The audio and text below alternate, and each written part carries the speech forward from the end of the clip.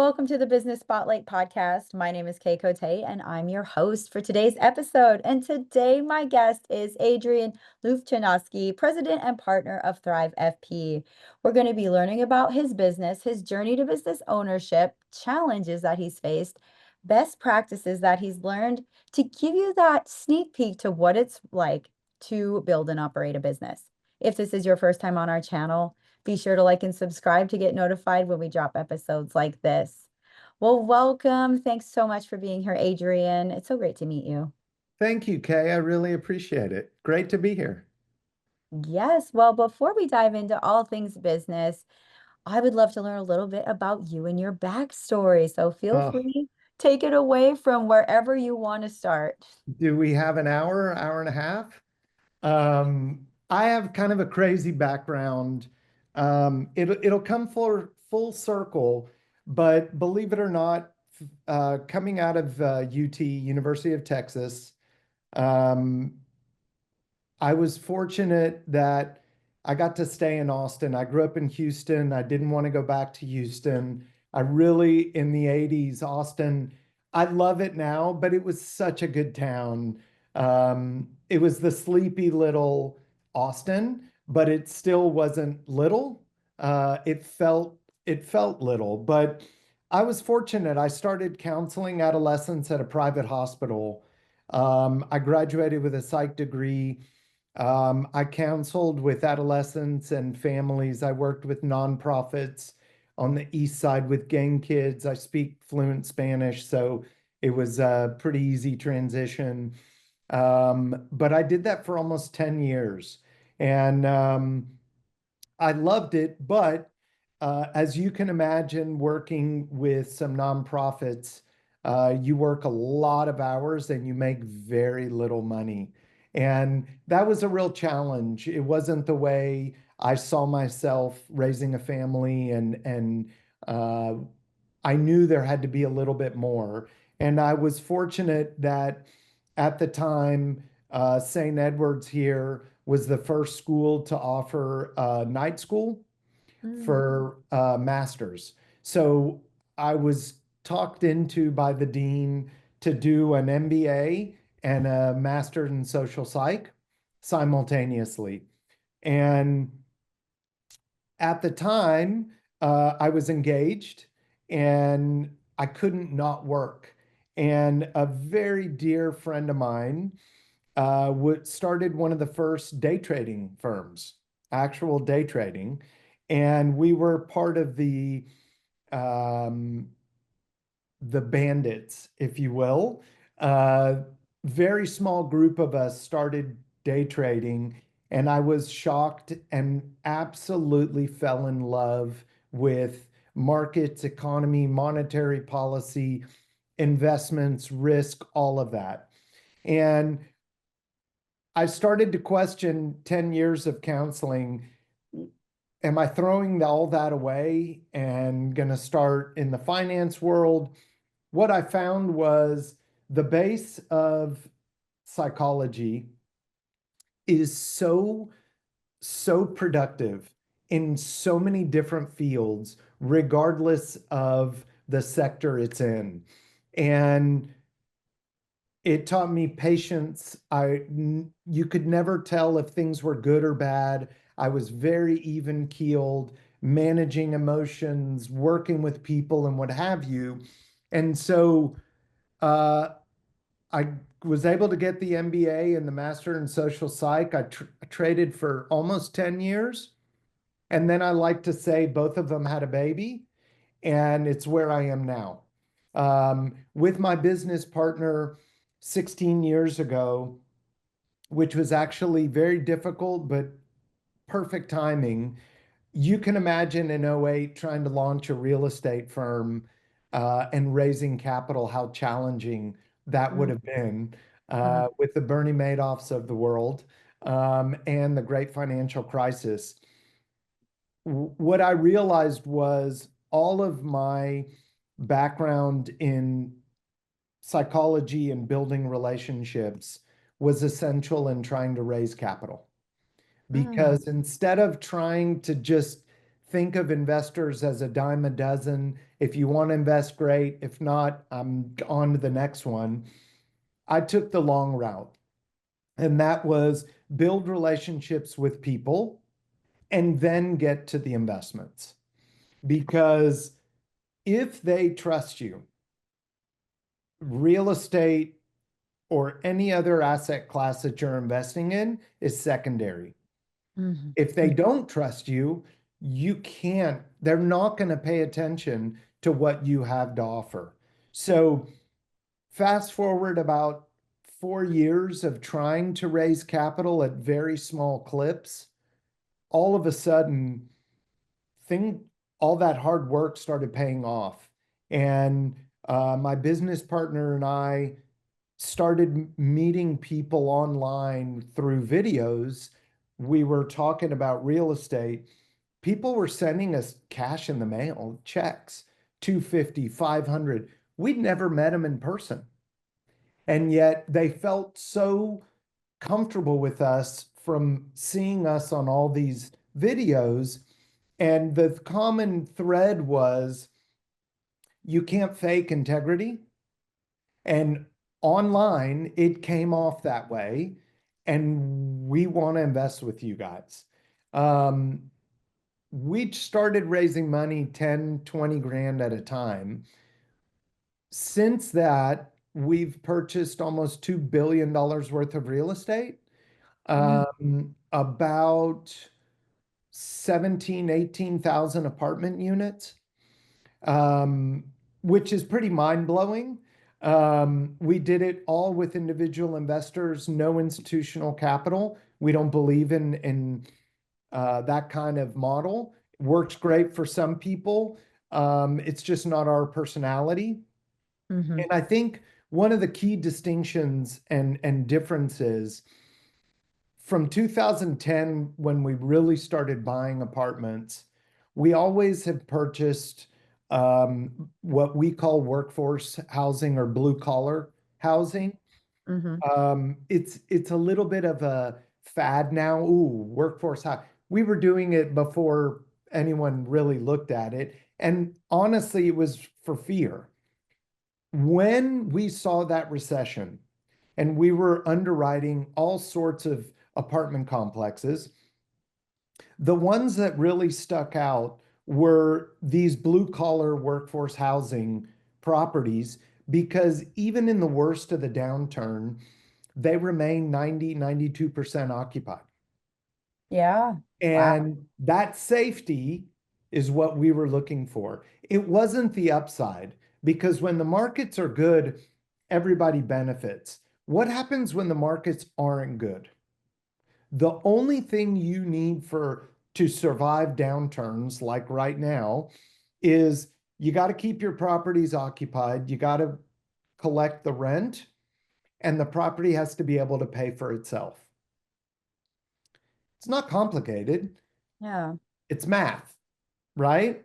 Mhm. What we decided was if we can provide our tenants with social amenities, not the gym, that's great. They don't want a gym. But what if we help them with English as a second language, job training? If we have a lot of families, after school programs that we subsidize for them, um, nutritional education, our tenants were staying 25 to 30% longer in our properties because we were offering them a better community of things that they actually could use. So we kept expanding that.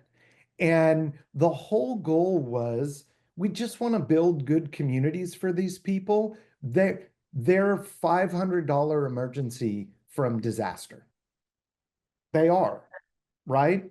One healthcare scare, and they're struggling to pay rent and survive. So why don't we make them enjoy where they live and happier? They stay longer, which means we spend less money on turning units.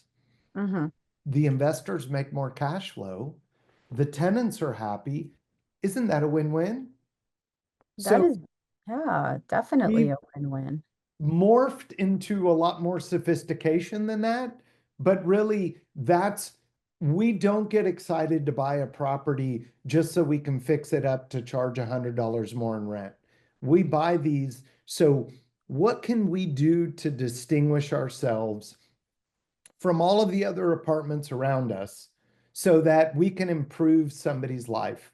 During COVID, probably one of our biggest wins was we went to Teledoc and we hammered them until they agreed to subsidize their platform for our tenants to give them access to healthcare. Huge success. Last year, Teledoc came out and said it's the best program they've ever done. So it wasn't for our benefit.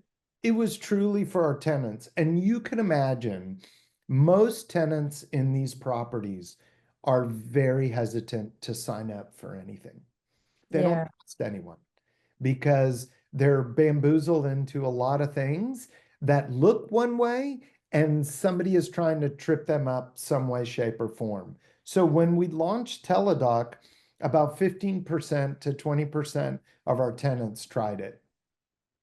By the next year, we had over 65% participation.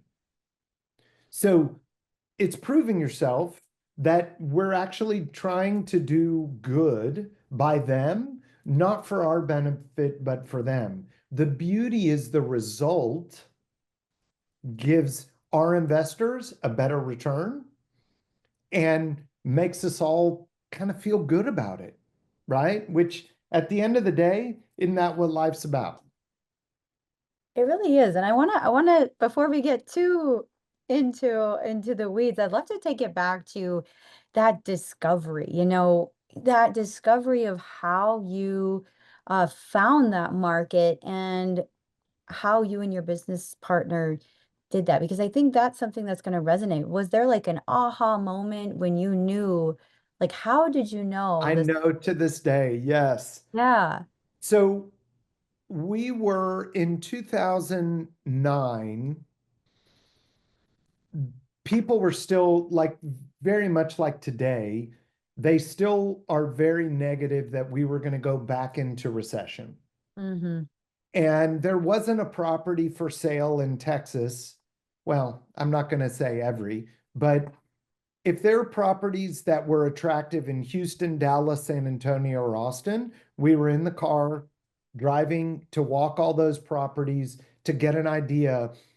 We didn't know when to start buying, but the more data you have, the more confidence you have at buying what appears to be a good deal. Because a lot of people throw that around. Ooh, it's a good deal. Compared to what? Right? Mm-hmm. Well, the more properties that we walked, the better sense we understood of what we want to target. We walked a deal in Austin in a heavily minority area, mainly Hispanic. And the property was 92, 93% occupied at the peak of the downturn. And when we walked them, I started to look at all the balconies and they were covered with plants, garden, like a garden.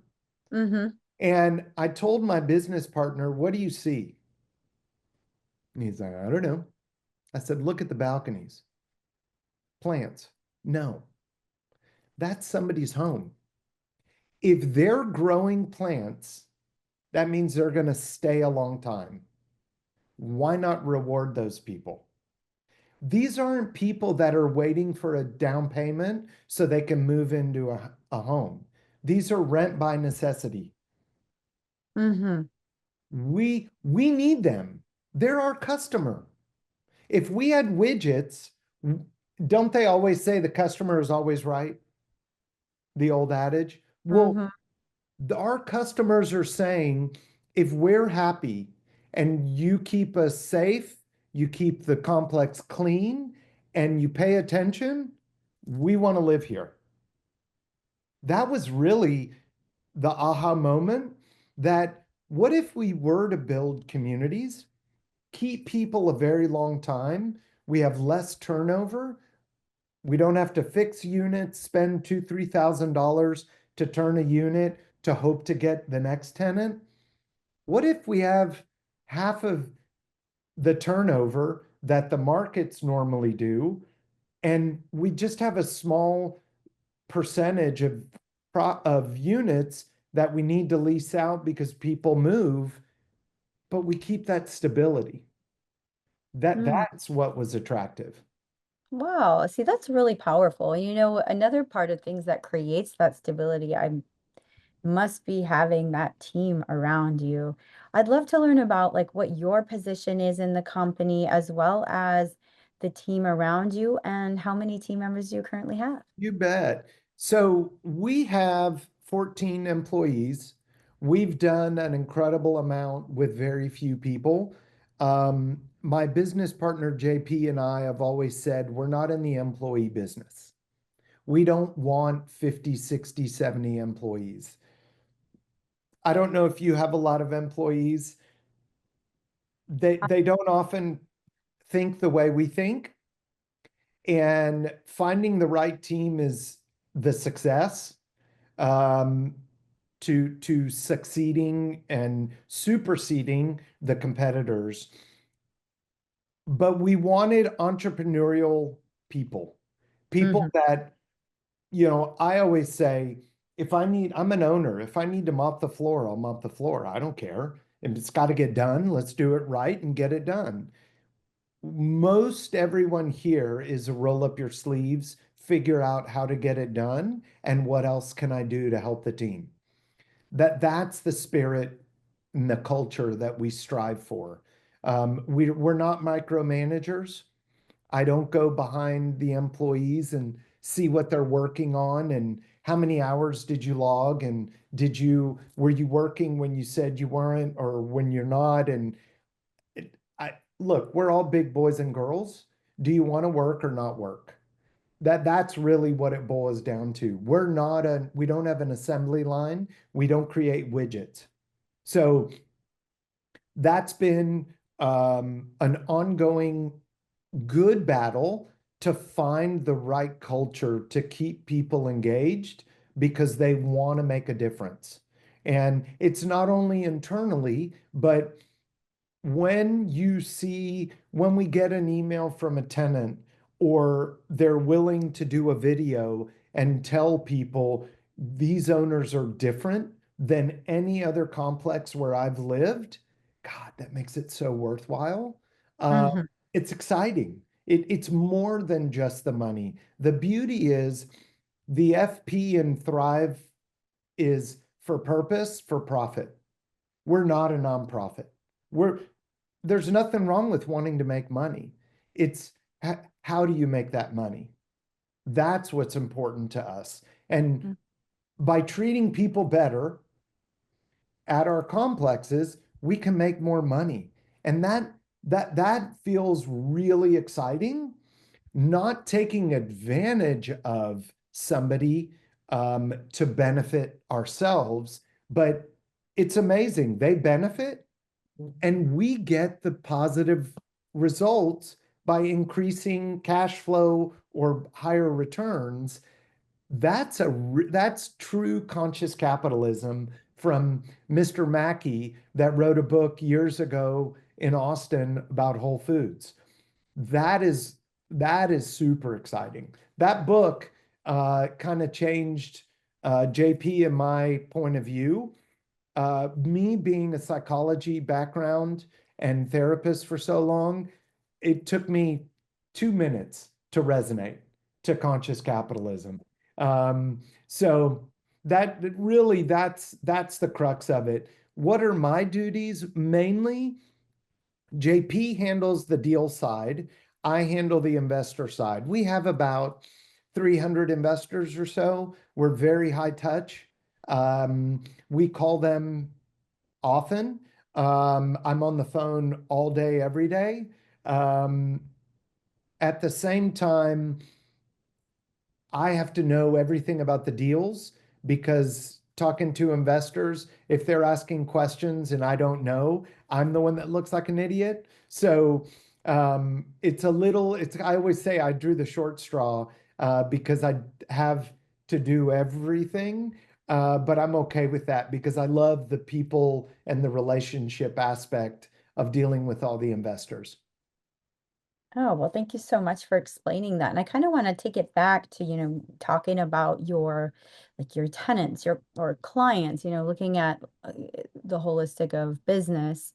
How are you taking those initiatives to ensure that they're feeling like cared for, loved, and supported in their as long as they're living with you? How are you building that longevity with them to stay in your buildings? We we did one-offs based on location of the asset and the tenant base. If we had a lot of families, well, we knew there are plenty of groups in the community that have resources that don't know how to reach out to the individuals. And so we played matchmaker. If there are groups that offer after school programs where they offer, let's say, snacks and tutoring, we would connect them and tell them we're going to do that in our clubhouse and at a very low cost. We could subsidize the majority of it for our tenants.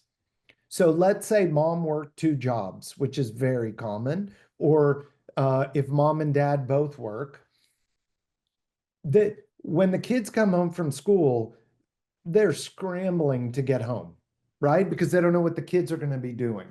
Hmm. But if they knew as soon as the kids got off the school bus, they walked to the clubhouse and they were going to get snacks and tutoring, well, they could finish their work and get back to the apartments when they were done working. That ease and less stress went such a long way. Many times we didn't know if we could increase rents to offer more of these potential amenities.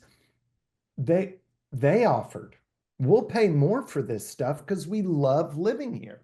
Nobody has cared for us or cared of what we need at all of the different apartments where we've lived, and we're going to stay here a very long time.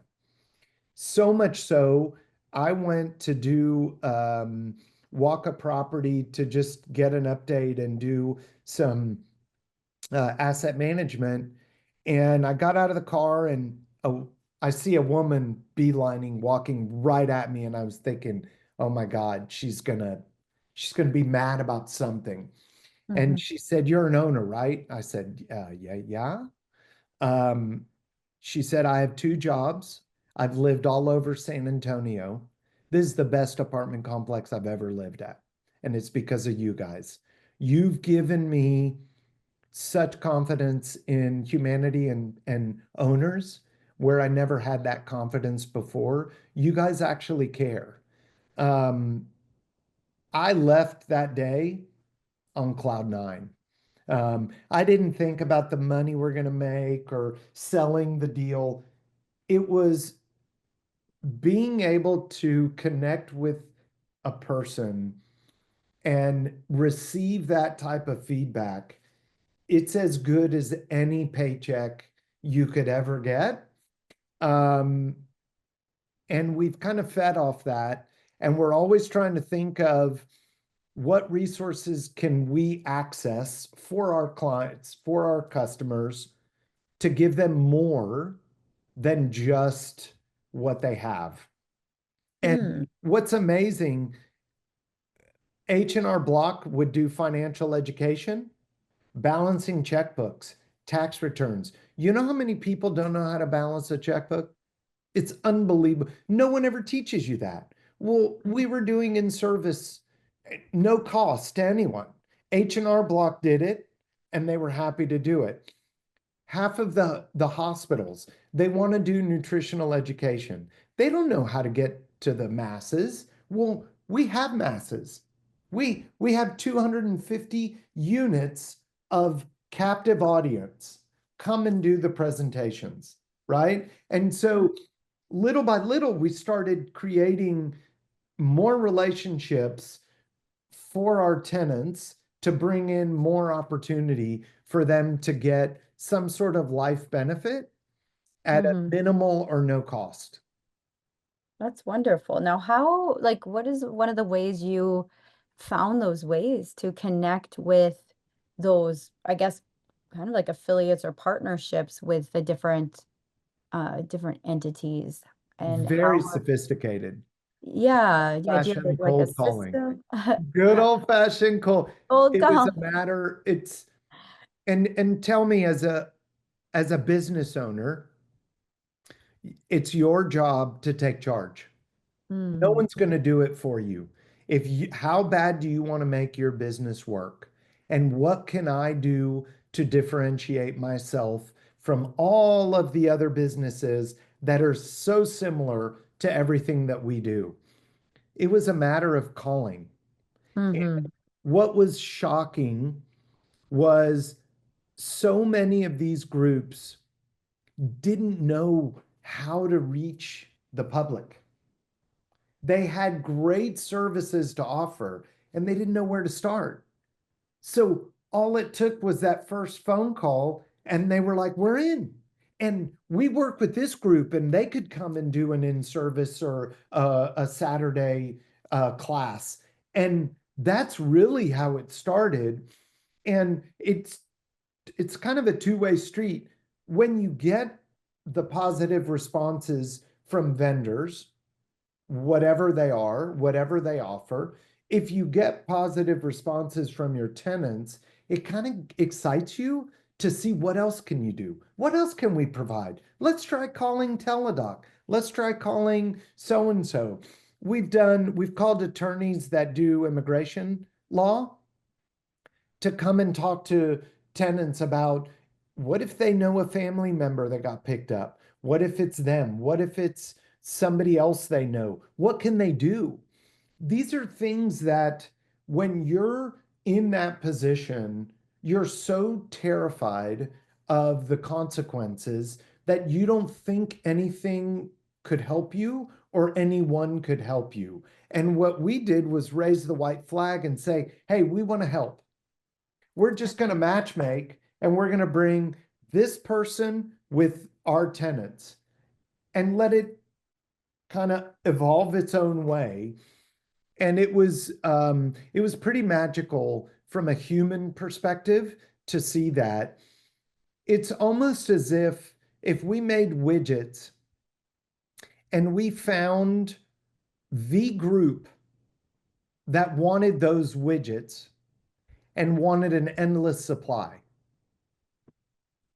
It's our business. Why wouldn't we want to provide our widgets to them? Well, our widgets happen to be amenities, social human amenities. That's kind of cool. It doesn't cost very much. The beauty is the benefit for everybody involved is a win-win. So that's kind of um, the crux of the excitement of it all. And we actually started a nonprofit and have dwarfed all of it into a nonprofit that will do this at any workforce housing property, not just ours. Goldman Sachs has properties and they use this. So they set it up as a true third party where they call them ambassadors. They go into every unit and talk to people and build relationships and Mm-hmm. ask them, what do you need? During COVID, we were helping people with food, clothing, schoolwork, tutoring, the basic needs that everyone definitely requires, but often don't know how accessible they are. Definitely. Well, we're kind of getting up to that wrap up time. So I want to go into one more big question for you. Looking at all these incredible moving parts that you have in your business, I want to know, What if you could wave a magic wand and overnight improve one aspect of your business for the better? What would it be? Quality of life. People that live in apartments out of necessity deserve a quality of life. Hmm. It doesn't have to be the shiniest, prettiest high rise in the middle of downtown Austin. But if the properties are well taken care of, they're safe, they're clean, they provide tenants with a better quality of life, man, I just, I'd love that across the US. Um, the negative connotation of these slumlords is um, it's awful. And I've seen it. We've walked those deals where the tenant is provided with a minimum, and the whole premise of the ownership is to try to truly milk as much money as they can. I'd love to see that end forever and give people what they deserve, a safe, clean place to live. And people will cherish that and appreciate it and take care of it so that as an owner, we have to do less as long as the tenants are happy. That gets me excited.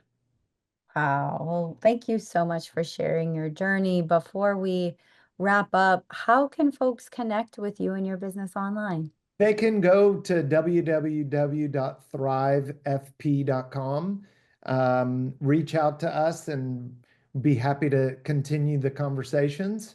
And, we always say when you're an investor with us, it's friends and family. We're not a big chop shop, big institutional group. We're the high touch. We like talking on the phone and building relationships. And if that's something that excites people, come on down, give us a call. Well, thank you so much for that. For our final question for today, what is most inspiring to you today? Making a difference. Small, albeit small, it starts with one of us making a little difference for the next person to make a little difference. We're not going to solve all the crazy madness problems we have right now, but if we treat each other with respect and care as much about each other as ourselves, man, we could move some mountains. I 100% agree. Thank you so much, Adrian, for being on the show today. Thank you, Kay.